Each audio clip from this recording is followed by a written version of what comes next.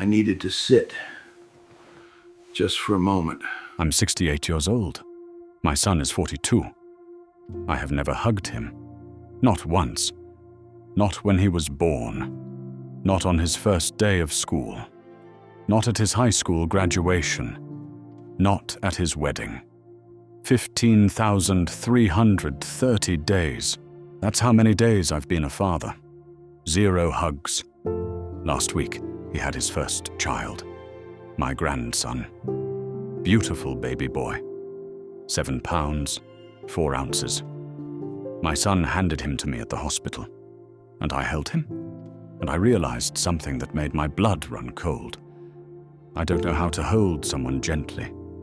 I'm 68 years old, and I don't know how arms are supposed to feel around another human being, because my father never hugged me either. He came back from Vietnam in 1971, and he brought the war home with him. Not the guns, not the uniforms, the distance, the silence, the wall. And I built the same wall with my son, brick by brick, year by year, until it was too high to climb. If this sounds familiar, if you're watching this and realizing you can't remember the last time you hugged your kid, hit subscribe right now, because in the next 11 minutes, I'm going to tell you exactly how this happens. How good men with good intentions raise sons who grow up wondering if their fathers even love them. And what it costs. What it actually costs. I can't fix what I did.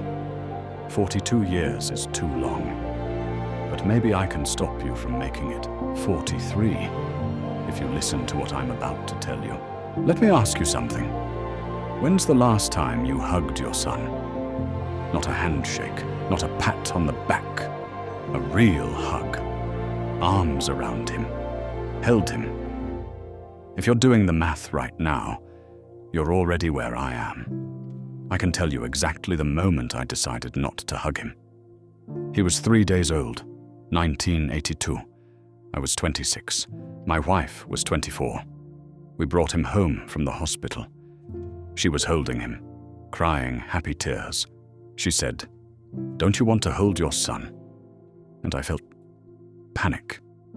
This tiny human, 7 pounds, fragile. What if I dropped him? What if I held him wrong? What if I broke him? But that wasn't the real fear. The real fear was, what if I held him and felt something? What if I held him and cried? What if I held him and turned soft? My father's voice in my head. Real men don't cry. Real men don't get soft. Hold him like you're holding a football, not a baby. So I held him like a football, stiff arms, away from my body, like he was a thing, not a person. And that's how I held him for 42 years, at arm's length, emotionally, physically. I thought I was protecting him. I thought I was making him strong. I wasn't. I was crippling him, and I didn't realize it until last Tuesday, when he said something that destroyed me. June 8th, 1990. My son was 8 years old. Little League Championship game. Bakersfield, California. 95 degrees. Dust everywhere. He was pitching. Final inning. Bases loaded. 2 outs. They were down by 1 run. I was in the stands. My wife next to me. She was nervous. Biting her nails. I was calm. Because that's what men do. We don't get nervous. We don't show emotion. We watch. We assess. We judge performance. He struck out the last batter. They won. The field exploded. Kids screaming. Parents cheering. And all the other dads. They ran onto the field. Grabbed their sons. Lifted them up. Hugged them. Spun them around. My son looked at me, standing there on the pitcher's mound, glove in one hand, looking at me in the stands, waiting. I gave him a thumbs up, clapped twice, and stayed in my seat. My wife grabbed my arm. She said, "Go down there, hug your son. He just won the championship." I said, "He knows I'm proud. He doesn't need me making a scene." She said, "It's not a scene. It's being a father. I didn't go. I sat there, and I watched him stand alone on that mound while every other kid was in their father's arms, and I convinced myself I'm teaching him to be strong, to be independent, to not need validation. What I was really teaching him, your father will watch you, he'll assess you, he'll judge your performance, but he won't celebrate you, because celebration is weak. We drove home in silence. He sat in the back seat, holding his trophy. I said, "Good game, son. Good arm." He said, "Thanks, Dad." That was it, the biggest moment of his 8-year-old life. And I gave him 2 sentences, like I was his coach, not his father. That night, my wife came into the garage where I was working. She said something I'll never forget. She said, "Your father did this to you, and now you're doing it to him." I said, "Did what?" She said, "Made him wonder if you love him." I said, "Of course I love him. He knows that." She looked at me and said, "How would he know? You've never told him. You've never shown him." I told her to leave me alone. I had work to do. But her words stayed. For 32 years they stayed.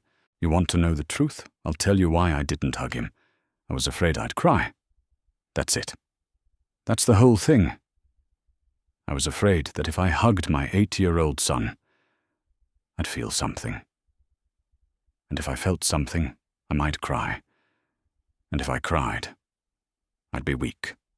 And if I was weak, I'd be my father.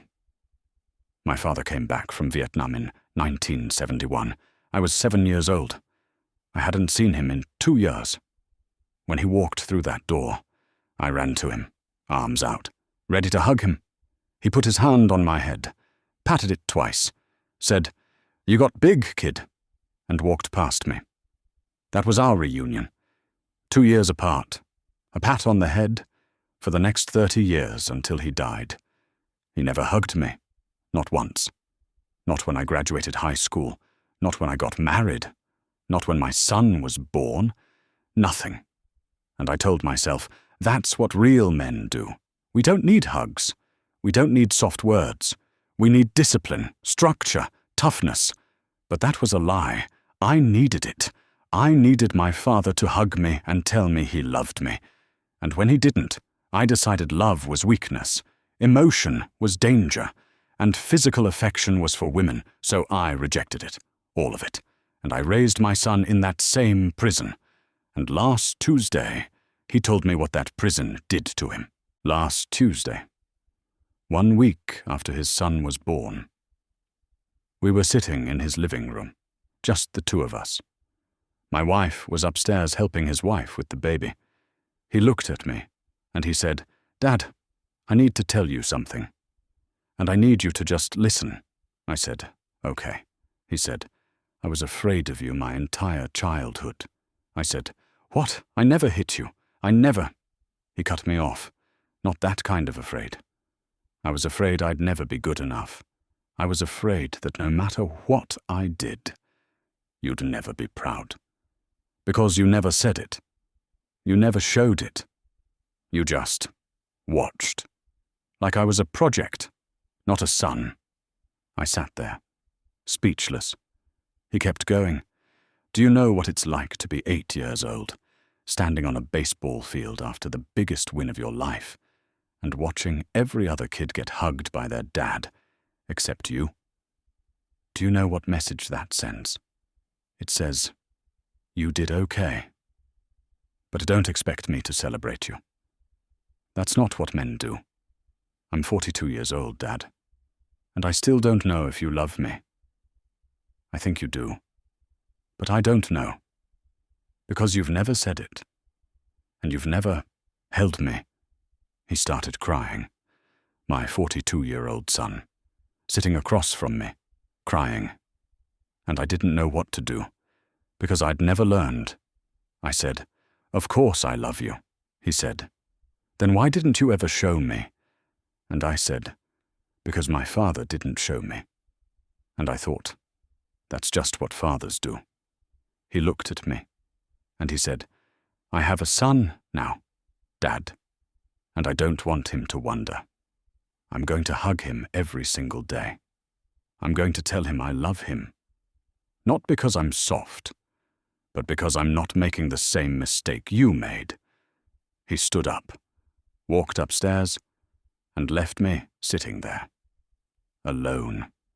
Like I'd been alone for 68 years, because I'd built walls instead of bridges. I sat in that living room for 20 minutes, just sitting. And I finally understood. I didn't protect my son by not hugging him. I wounded him. For 42 years, the warrior archetype is supposed to protect. But I used it to distance. I thought toughness meant no emotion. I thought strength meant no vulnerability. I thought being a man meant being a rock. But rocks don't raise children. People do, and people need to be held. I went upstairs. My son was in the nursery, holding his son, rocking him, singing to him. I stood in the doorway, and I watched him be the father I never was. He saw me, looked up. I walked over. I put my hand on his shoulder, and I said, "I'm sorry. I'm sorry I never held you. I'm sorry I made you wonder. I'm sorry I was my father, when I should have been your dad." He stood up, handed the baby to my wife, turned to face me, and he hugged me. My 42-year-old son hugged his 68-year-old father for the first time in either of our lives. I didn't know what to do with my arms. I just stood there, frozen. He whispered, "It's okay, Dad. Just hold me back." So I did. I put my arms around my son, and I held him, and I cried for the first time in 40 years. I cried, not because I'm weak, but because I'd been weak my whole life. And this was the first strong thing I'd ever done. So here's what I learned. 3 things every father needs to hear. Number 1, toughness without tenderness is cruelty. You think you're raising your son to be strong? You're raising him to be alone? Strength is holding your son when he cries. Strength is saying, "I love you," first. Strength is showing emotion, not hiding it. Ask yourself right now, when's the last time you hugged your kid? If you can't remember, you're building the same wall I built. Number 2, your silence is not teaching them independence. It's teaching them you don't care. I thought my son knew I loved him. He didn't, because love is a verb, not a feeling. If you don't show it, it doesn't exist to them. Number 3, it's not too late, but it will be. My son is 42. We hugged for the first time last week. We lost 15,330 days. Days I'll never get back. But we have today, and tomorrow, and I'm not wasting them. If you're watching this and you recognized yourself, do 3 things right now. 1, subscribe to this channel. Hit the bell, because I'm going to keep telling these stories, and you need to hear them. 2, like this video. Not for me. Like it so YouTube shows it to other fathers who need to see this. 3, share it. Send it to your dad. Send it to your son. Send it to any man who's building walls instead of bridges. And 4, tonight, when you get home, hug your kid. Don't wait for the right moment. Don't wait until they need it. Just do it. Tell them you love them. Out loud. With your voice. With your arms. In the comments, write 4 words. Tonight, I'll hug him. Or, tonight, I'll hug her. That's it. Not, I'll try. Not, maybe. Tonight, I'll hug them. Because your kid is waiting. They've been waiting their whole life. Don't make them wait until they're 42. Yesterday, my son called. He said, "Dad, can you come over? The baby's crying and I don't know what to do." I said, "I'll be right there." When I got there, he handed me my grandson.